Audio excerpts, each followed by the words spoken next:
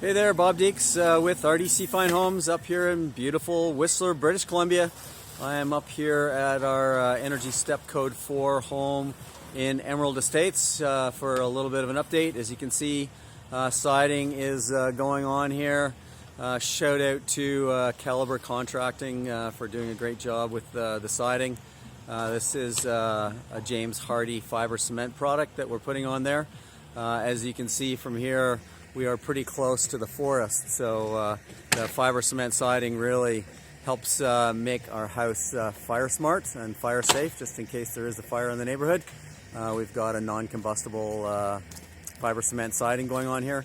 Let's go on inside and we'll have a quick look at. All right, just heading on inside. You can see drywall, first coat of paint, all done. Into the garage here. We're just getting our load of interior base and case from RONA, so great to see that coming in.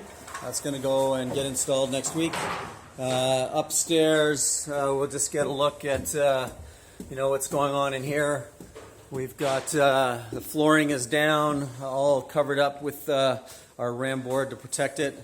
You can see kitchen cabinet cases are on site. Sorry, a little bit of a mess as the guys are scrambling to get all the finishing works done.